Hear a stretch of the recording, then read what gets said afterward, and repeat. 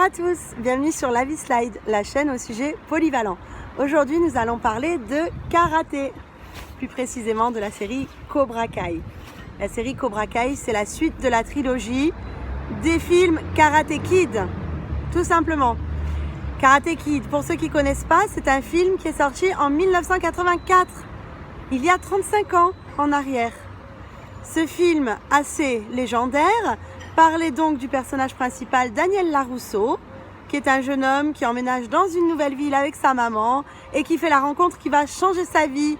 Son sensei, monsieur Miyagi, celui-ci va lui enseigner le karaté et croyez-moi, ça va lui servir car Daniel LaRusso dit Daniel San, est harcelé par une bande d'adolescents. Celui-ci rentre en rivalité constante avec Johnny Lawrence, qui est un autre personnage principal de Karate Kid et donc de Cobra Kai. Cobra Kai, allons-y, c'est la suite de Karate Kid. 35 ans après, les personnages ont été recastés et c'est un plaisir de les revoir après qu'ils aient fait leur vie, qu'ils aient construit leur famille et qu'ils aient évolué chacun d'une façon différente. Cobra Kai nous montre également des ados avec des personnalités incroyablement attractives, comme Mats par exemple, ou même Dimitri, Tori également. Mais ce n'est pas que ça. Cobra Kai pour moi est une série qui a axe sur le développement personnel, qui est pleine d'espoir. C'est une série qui apprend le rééquilibrage psychologique et émotionnel aussi. Cette série est pleine d'espoir. Il y a de la moralité, de la psychologie et je me répète, de l'équilibre. C'est un mot important dans Cobra Kai, l'équilibre. Alors maintenant, je ne vais pas spolier, mais je vais vous donner mon avis sur la saison 3 que j'ai vue très récemment.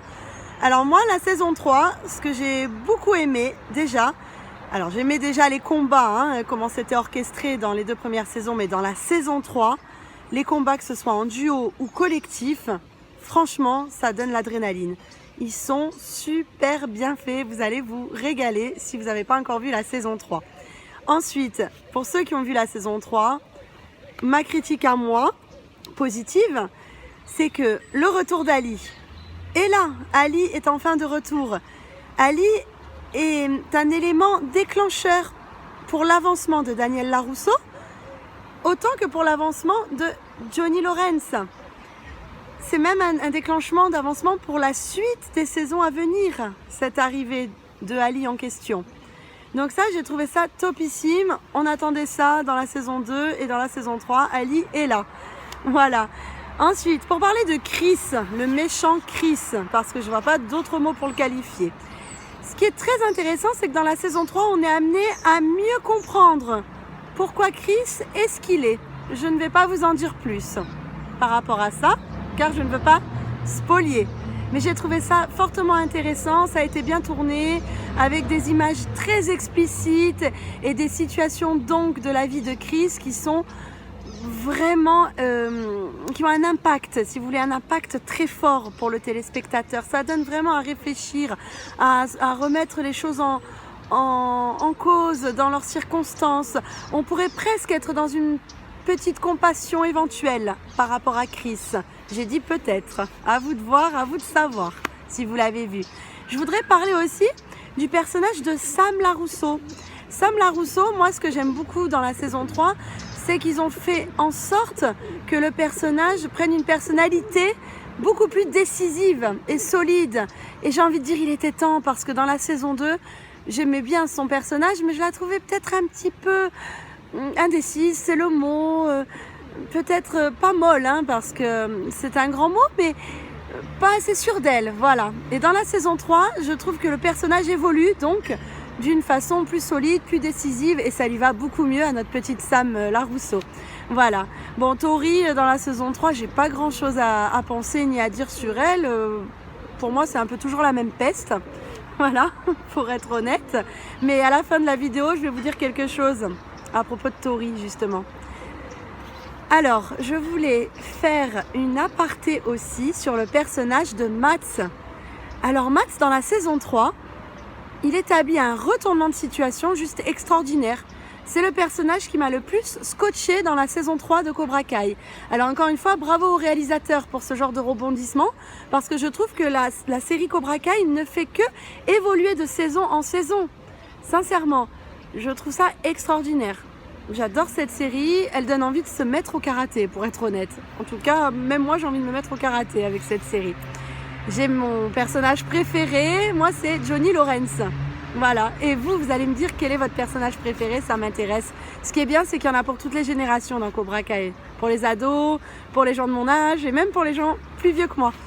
Donc c'est vraiment complet. Maintenant, pour parler encore de la saison 3 et pour finir, je trouve qu'il y a un peu moins d'exagération sur certains points que dans la saison 2, même si la saison 2 elle était excellente. Je trouve que dans la saison 3, on est encore plus dans le réalisme et dans le vrai.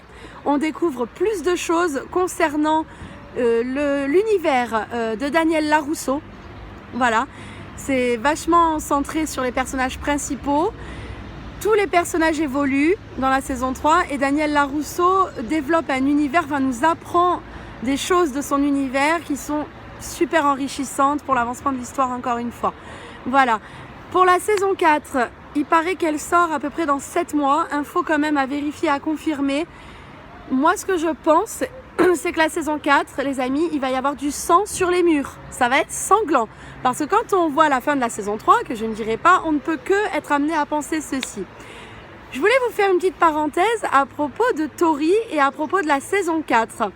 Moi, ce que j'aimerais fortement pour que le réalisateur de Cobra Kai continue à nous surprendre, ça serait, et ça sera peut-être le cas, une union, une alliance entre Tori et Sam LaRusso. Peut-être qu'elles vont enterrer l'âge de guerre dans la saison 4 et faire alliance ensemble.